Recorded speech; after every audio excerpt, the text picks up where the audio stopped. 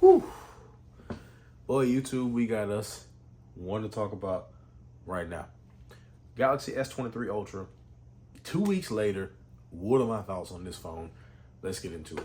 So what's up, everybody? I am Tech King Mike, back with another video for you guys, and this is my 2-week follow-up on the Samsung Galaxy S23 Ultra. Now, this video is going to be a straight commentary video, just me talking to y'all about my thoughts on this phone, and I'm going to keep it short and sweet and to the point.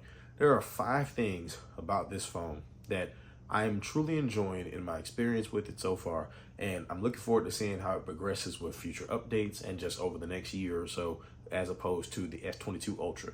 Now, I don't currently have an S22 Ultra to compare it to, so I'm going off of my experience with this phone versus my iPhone 14 Pro Max and my Pixel 7 Pro. First thing that I'm going to mention, the display.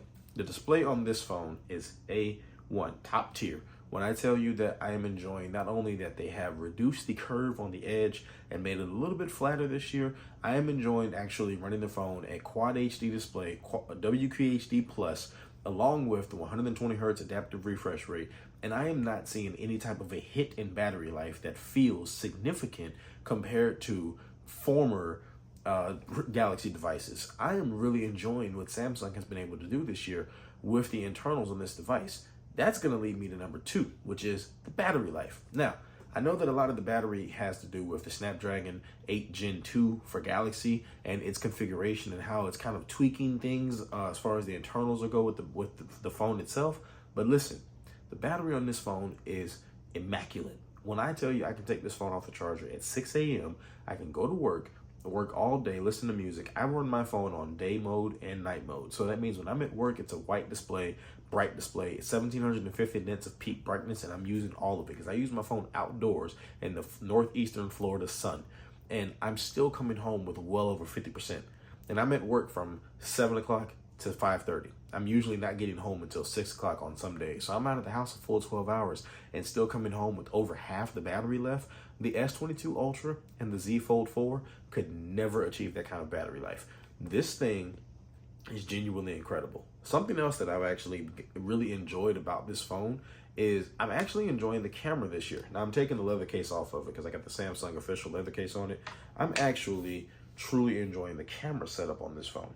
The camera array on this phone has been not really that much of a drastic improvement over last year, but the 200 megapixel camera, along with the upgraded selfie camera, yes, I said upgraded, really does make a difference. The 200 megapixel camera is, of course, slow to process. It's taking a lot of data, a lot of information in when you take that shutter, and it's going to have a little bit of a lag, and it's not going to be the fastest in the world, but the amount of detail that you get when you zoom in on the pictures with this phone are really incredible. Another reason why I call the selfie camera an upgrade, last year, most of the Galaxy devices that we've had, from the S21, the S20, and the S22, they were all some type of 40, 48 megapixel. Don't come for me in the comments if I'm wrong.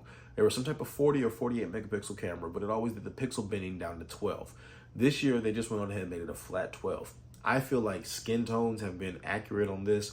I feel like it has been a very nice picture, and it's proving to me that you don't necessarily need a high megapixel count to get a good quality picture. I actually like the selfie camera on this device, and I have found myself using it far more than I use the selfie camera on the iPhone 14 Pro Max. The only camera that I feel like comes close to it in relation to the capturing of skin tones like mine, or just the overall crispness of the image, would be the Pixel 7 Pro. But that's the king of steals, and that's a conversation for another day. It's a comparison coming soon. Now, another reason why I really enjoy this phone is going to be the overall feel of the phone. This is one of those generations of devices where a small change makes a big difference. Last year, with the S22 Ultra, and before that with the Note 20 Ultra, although the phones had some substantial weight to them, those devices had such severe curved displays that the edges of the phone felt kind of thin. This year, with the flatter, more firmer sides, it feels really good to hold. I find myself really enjoying just picking this phone up and doing things with it. Coming from an iPhone 14 Pro Max, this phone feels gigantic, and I love it. I love the boxy design, and I love the way that this phone feels while I'm using it. And lastly, gotta go ahead and just say it, of course, lastly, that S Pen Now, I'm not normally an S Pen user, okay? I'm not gonna sit up here and act like I use the S Pen a lot. But the position that I have, as far as my job is concerned, does require me every now and then to take a couple notes, usually to keep up with my calendar and to make sure that I'm on top of my game as far as taking care of my schedule at work and my schedule at home. I find myself actually jotting not notes down more than I ever have before. Usually I would pull my iPhone out and I'd type a note up real quick, but I've been trying to work on my handwriting. I know. I'm 33 going on 34 and I'm working on my handwriting. Hey, it's never too late, right? But I've been trying to work on my handwriting and just kind of trying to make it look a little bit nicer, a little bit neater, and just do a better job of what I write when I write stuff down. So I find myself every now and then just taking the phone out and just casually writing a note of some type on the phone. I actually enjoy it. And I think that it's very helpful for someone like myself that doesn't want to go through a bunch of paper or doesn't want to have a bunch of issues. I just want to take a quick note and I want to keep moving. This phone has truly made me look at my phone different. And what I mean by that is I was using an iPhone 14 Pro Max and a Pixel 7 Pro as my Android device.